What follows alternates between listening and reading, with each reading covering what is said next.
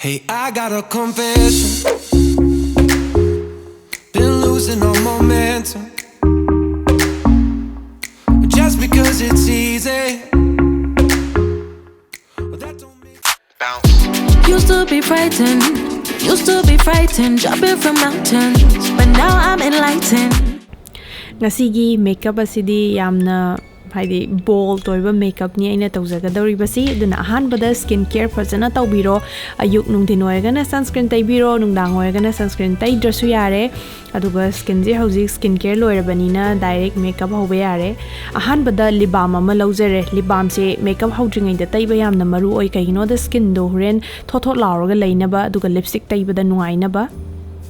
aduga primer ama laujare primer sina aikogi tuhau da horaga leiba naton da koina chapo horaga leiba se sigumba se blur ohelle aduduga makeup ta ju huren kuina chathali aduna smain tawdana primer si mai si loina bak thongna ba taijare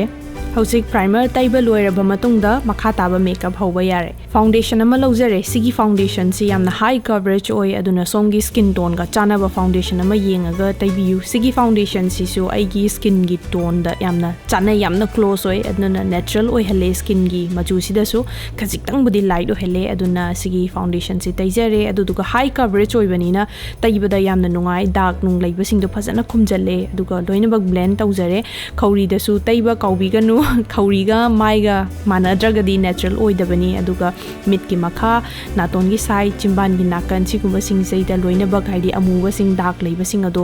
machu chap manana ba taijare aduga loina bak blend tawthokchare eyebrow brush ama laujare aduga sigi brush na loina bak na thokchare aduga ngasi gi di aina powdery finish oiba product siznare aduga pisum gi ahangba sing adu loina bak mention jare aduga pisum du hena khajiktang strong oiba manaba mong da yekchare eyeshadow palette ama lobiro aduga eyeshadow palette tu dagi yamna natural oiba brown color ma khanbiro aduga brown duna mid ki akoibada haidi mid ki aikugi eye socket haitare ko kutlaga leibado adugi mafam sing daida loina mak brown jine yeksan jare aduga haiba color adu mid ki makhada su yeksan jare aduga khajiktang darker oiba brown color ama laujare aduga hojik sangiba mafam duda chap manana muk sangjare yam hena yaktabida khajik tawraga blend tawraga mid ki manung thangba aduga mapanga mayaidi sangdabida haitare aduga makhada su hojiki hairiwa khajiktang dark oiba brown adu sangjanjare si oiba taragadi mitto balance oinaba aduga khajiktang burgundy changba brown haitare si je laujare aduga ngasai haiba mafam duda chap manana mu color do sangjanjare khajik tawraga blend tawthoe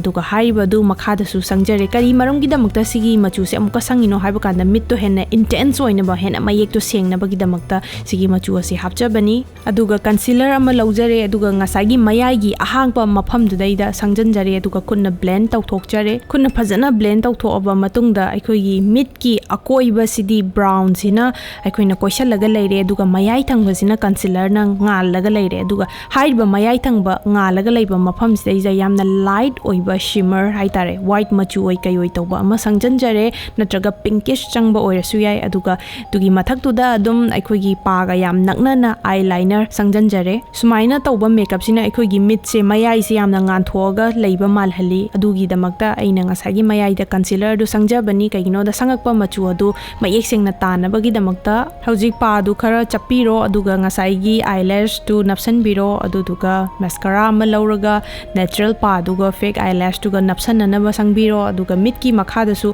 black liner natraga brown natraga gel oiba black machu gi powder or suyai sisina mitki makha da yam nakna ekoina kajal sangba ka haina bad mai sangbai type ta tawbiro aduga mit nama da su chapmana ba makeup adu tawbiro ngasai mit mayai de sangiba shimmer machu adu lobiro aduga mit ki maton corner da sangbiro aduga makha da haipetang puthabiro aduga makha tabo oina mascara du ju mit ki makha da su sangba kaubiganu khajiktang dark brown oiba machu ama lobiro aduga naton gi nakanda shade ama oina pibiro aduga naton side animakta shading fajana tawraba matungda aikoigi naton gi maton do aduda su khajikang round ama piu sina naton do kangkhalaga khajikang tummaga leiba manaba aduga khunna dum haidi nanthokpiro sisina naton gi shape adu hena mayek sengna unaba aduduga haidi aikoigi feature se haidi chongthoknabagi damakta neba aduga naton sumang adagi chimban gi makha tarakpa seija ꯁꯤꯗꯩꯁꯤꯗ ꯍꯥꯏꯗꯤ ꯃꯁꯥꯒꯤ ꯂꯩꯔꯤꯕ ꯑꯩꯈꯣꯏꯒꯤ ꯐꯤꯆꯔꯁꯤꯡꯁꯦ ꯍꯦꯟꯅ ꯆꯣꯡꯊꯣꯛꯅꯕ shedding ꯇꯧꯕꯤꯔꯣ ꯑꯗꯨꯒ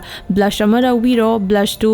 brush ꯑꯃ ꯂꯧꯕꯤꯔꯣ ꯑꯗꯨꯒ ꯕ꯭ꯔꯁꯇꯨꯗ ꯑꯩꯈꯣꯏꯒꯤ ꯈꯖꯥꯏꯒꯤ ꯑꯇꯣꯡꯕꯗꯨꯗꯩꯗ ꯍꯥꯏꯐꯦꯠꯇꯪ ꯅꯣꯛꯐꯦꯠ ꯇꯧꯔꯒ ꯃꯇꯣꯟꯗꯨꯗ ꯅꯥꯟꯕꯤꯔꯣ ꯌꯥꯝ ꯍꯦꯟꯅ ꯇꯩꯕꯤꯒꯅꯨ ꯑꯍꯥꯟꯕ ꯇꯩꯕꯁꯤ ꯁꯥꯏड ꯑꯅꯤꯒꯤ ꯈꯦꯠꯅꯕꯁꯦ ꯌꯦꯡꯕꯤꯌꯨ ꯁꯨꯃꯥꯏꯅ ꯇꯧꯗꯅ ꯈꯖꯥꯏ ꯑꯅꯤ ꯑꯗꯒꯤꯗꯤ ꯈꯗꯥꯡꯗ ꯈꯔ ꯑꯗꯒꯤꯗꯤ ꯅꯥꯇꯣꯟꯗ ꯈꯔ ꯑꯗꯨꯒ ꯂꯥꯏꯕꯛꯇ ꯈꯔ ꯍꯥꯏꯗꯤ ꯃꯆꯨꯗꯣ ꯂꯣꯏꯅꯃꯛ ꯃꯥꯏꯁꯦ ꯊꯨꯡꯅꯕ ꯅꯦꯆꯔꯦꯜ ꯃꯥꯟꯅꯕ ꯁꯪꯕꯩ ꯋꯥꯅꯦꯕ ꯑꯗꯨꯒ ꯉꯁꯥꯏ ꯇꯩꯈꯤꯕ ꯂꯤꯞ ꯕꯥꯝ ꯑꯗꯨ ꯐꯖꯅ ꯀꯪꯅꯕ ꯇꯩꯊꯣꯛꯄꯤꯔꯣ ꯑꯗꯨꯒ ꯂꯤꯞ ꯂꯥꯏꯅꯔ ꯑꯃ ꯂꯧꯕꯤꯔꯣ ꯑꯗꯨꯒ ꯆꯤꯝꯕꯥꯟꯒꯤ ꯃꯁꯥꯒꯤ ꯂꯩꯖꯔꯤꯕ ꯁꯦꯞ ꯑꯗꯨꯒꯤ ꯃꯇꯥꯏꯗꯣ ꯐꯖꯅ ꯃꯌꯦꯛ ꯁꯦꯡꯅ ꯁꯪꯕꯤꯔో ꯑꯗꯨꯒ ꯁꯤꯒꯤ ꯂꯤꯞ ꯂꯥꯏꯅꯔꯁꯤꯅ ꯑꯗꯨꯝ ꯆꯤꯝꯕꯥꯟꯒꯤ ꯃꯅꯨꯡꯗꯁꯨ ꯑꯩ ꯁꯪꯖꯟꯖꯔꯦ ꯀꯩꯒꯤꯅꯣꯗ ꯁꯤꯒꯤ ꯃꯆꯨꯁꯦ ꯑꯩꯅ ꯄꯥꯝꯖꯕꯒꯤꯗꯃꯛꯇ ꯑꯗꯨꯒ ꯁꯤꯒꯤ ꯃꯊꯛꯇ ꯂꯤꯞꯁꯇꯤꯛ ꯁꯪꯖꯜꯂꯁꯨ ꯌꯥꯏꯗꯣ ꯑꯩꯒꯤ ꯑꯣꯏꯅꯗꯤ ꯁꯪꯉꯔꯣꯏ ꯑꯗꯨꯒ ꯆꯤꯝꯕꯥꯟꯗꯨꯗꯒꯤ ꯀꯂꯔ ꯈꯔ ꯂꯧꯖꯔꯦ ꯑꯗꯨꯒ ꯑꯩꯒꯤ ꯈꯖꯥꯏꯗ ꯍꯥꯏꯗꯤ ꯉꯁꯥই ꯁꯪꯈꯤꯕ ꯕ꯭ꯂꯁ ꯇꯩꯈꯤꯕ ꯃꯐꯝꯗꯣ ꯑꯗꯩꯗ ꯁꯪꯖꯔꯦ ꯆꯞ ꯃꯥꯟꯅꯅ ꯀꯩꯒꯤꯅꯣꯗ ꯁꯤꯁꯤꯅ ꯍꯦꯟꯅ ꯆꯤꯝꯕꯥꯟꯗꯨꯒ ꯍꯥꯏꯗꯤ ꯕꯦꯂꯦꯟꯁ ꯑꯣꯏꯅꯕꯒꯤꯗꯃꯛꯇꯅꯤ ꯑꯗꯨꯗꯨꯒ ꯁꯤꯁꯤꯅ ꯍꯦꯟꯅ ꯍꯥꯏꯗꯤ ꯅꯦꯆꯔꯦꯜ ꯑꯣꯏꯍꯜꯂꯦ ꯍꯥꯏꯗꯤ ꯕ꯭ꯂꯁꯇꯨ ꯈꯛ ꯆꯣꯡꯊꯣꯛꯑꯒ ꯂꯩꯇꯦꯕ ꯑꯗꯨꯒꯤꯗꯃꯛꯇ ꯁꯤꯒꯤ ꯃꯦꯊꯠ ꯑꯁꯤ ꯇꯧꯖꯕꯅꯤ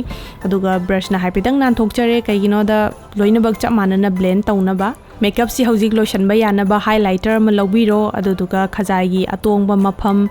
ꯑꯗꯨꯗꯨꯒ ꯍꯥꯏꯗꯤ ꯅꯥꯇꯣꯟ ꯑꯗꯒꯤꯗꯤ ꯂꯥꯏꯕꯛ ꯍꯥꯏꯗꯤ ꯅꯨꯡꯁꯥ ꯃꯉꯥꯜꯅ ꯊꯦꯡꯕꯗ ꯔꯤꯐ꯭ꯂꯦꯛꯁꯟ ꯊꯣꯛꯄ ꯃꯐꯝꯁꯤꯡꯗꯣ ꯑꯗꯩꯗ ꯍꯥꯏꯗꯤ ꯅꯦꯆꯔꯦꯜ ꯒ꯭ꯂꯣ ꯑꯃ ꯃꯥꯜꯍꯟꯕꯩ ꯋꯥꯅꯦꯕ ꯑꯩꯈꯣꯏꯒꯤ ꯐꯤꯆꯔꯁꯇꯨꯗꯩꯗ ꯆꯣꯡꯊꯣꯛꯑꯒ ꯂꯩꯅꯕ ꯅꯨꯡꯁꯥ ꯃꯉꯥꯜꯅ ꯊꯦꯡꯕ ꯃꯐꯝꯗꯩꯗ हाइलाइटरꯁꯦ ꯂꯣꯏꯅꯃꯛ ꯇꯩꯖꯔꯦ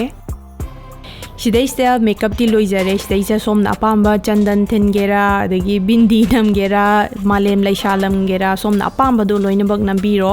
सोंगी अपाम्बदो तौबीरो केमता नमद्रसु याय सोंगी अपाम्बनी अदुगा यामना चंबा हाइदी याम हेना सना लुपा सीदबिदा याम चमना सुमाइना दुम मेकअप से तौरगा सोंगी थौदोक वाथोगदो दुम चटपा यारे अदुगा कनागुम्बना सना लुपा हेना सिनिंगगसु लिकमा हेना दुम सिबिबा याय अदुदुगा सिदैसा